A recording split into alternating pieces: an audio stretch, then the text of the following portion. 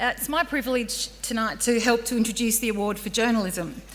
I've been asked to offer a personal perspective on reporting migration and settlement issues because of my own experience in settling refugees. And may I thank the Migration Council and the National Archives of Australia for such a non-controversial assignment. Next month, the Archives will host Shake Your Family Tree Day to encourage Australians to explore their family histories. As we've heard, it's also launching a new website, Destination Australia, and you've seen some of the images from that here tonight, which highlights the migration contribution to our country. And if you haven't had a chance to look in the glass cabinets up the back, I'd encourage you to do that because they contain some of the documents and family photos from our migrant politicians and prominent Australians. They're an interesting read. I work for SBS, and we are also committed to highlighting what migrant communities bring to Australian life. When I say we're committed, I speak from personal experience. Excuse me. I've been involved with refugees since 1979, when, as a 13-year-old, I went to the airport with my parents to welcome a Vietnamese family. Through the Uniting Church, Mum and Dad had volunteered to support a family that they'd never met. Getting off the plane, gaunt and without English, were a young husband and wife carrying a baby girl and an airline overnight bag.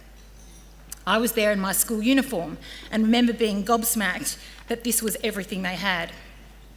They'd fled Vietnam by boat to a refugee camp in Malaysia and eventually come to Australia.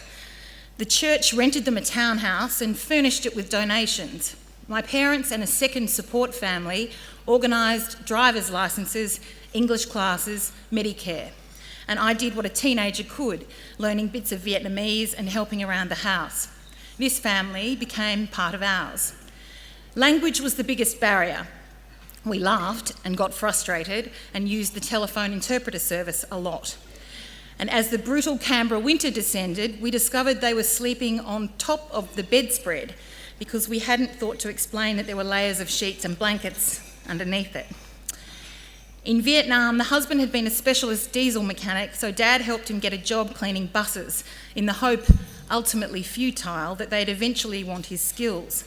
He got himself another cleaning job here at Parliament House, and more jobs followed in a restaurant, a greengrocer.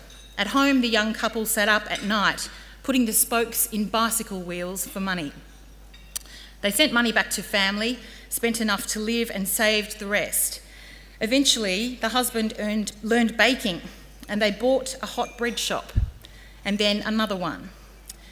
At one point, they owned 5 retail outlets and a bakery depot. They had 2 more daughters. 34 years on, we've seen the weddings of all 3 and now grandchildren. In the early 90s, I volunteered in my own right to support a family arriving from Bosnia. The husband was Serb, the wife Muslim. Their 2 young children deemed to be born of a mixed marriage. They were forced to flee their home in Mostar hours after their baby son's birth to avoid being ethnically cleansed, which means murdered. And they moved something like 7 times before reaching a Belgrade refugee camp and ultimately coming here. A few days after arriving, their little girl turned 5. We rounded up all the 5-year-olds we knew and threw a party with presents and a giant chocolate 5 on top of her cake. Her mother sat in the corner and cried because it was the first birthday party that her daughter had ever had. And in January this year, I went to that little girl's wedding on a glorious summer afternoon at Margaret River in Western Australia. A year or so after the family first arrived, the wife's brother joined them from where he'd fled to, Sweden. We tried to get visas for their parents, still in Mostar, effectively squatting with other families in what used to be their family home. They got their application forms to the Australian Embassy in Belgrade, and we made long, frustrating phone calls. Things went round and round and never progressed. Their father got sick and deteriorated, and it was clear he wasn't going to live.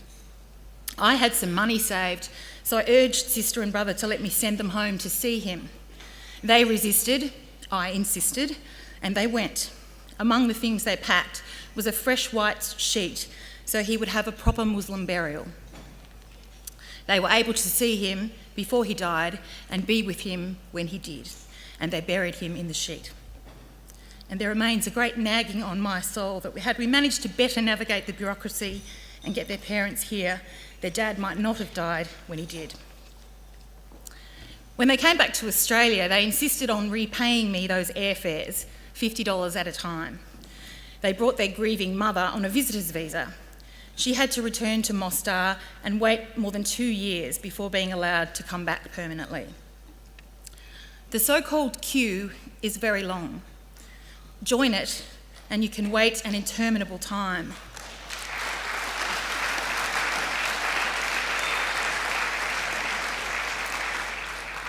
Jump it and you can get here sooner, but you risk your own life, end up in detention and make others wait longer. What sort of choice is that? The members of both families, Vietnamese and Bosnian, are now all proud Australian citizens, and I've gained far more from knowing them than I ever gave. One year we all had Christmas together and they swapped stories of refugee camps. I didn't work in television then, but I do wish it had been on camera. Their stories were different, but both involved struggle and physical danger. And I've learnt that refugee stories, asylum seeker stories, are all different. How do we assess who is most deserving? How do we weigh one person's desperation against another? It's a terrible dilemma. Indeed, all migrant stories are different. Some people come by boat, some have to wait years. Some have money and choose a new life. Some are fleeing for their lives. Some come to work, some join family, some seek adventure.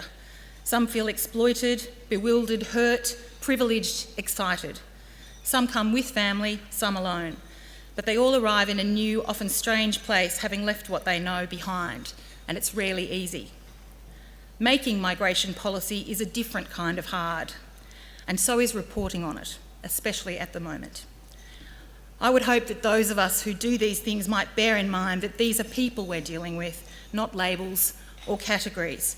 And I'd hope we can all be guided by fairness, compassion, and the desire to encourage harmony and to genuinely guard against the reverse. Thank you.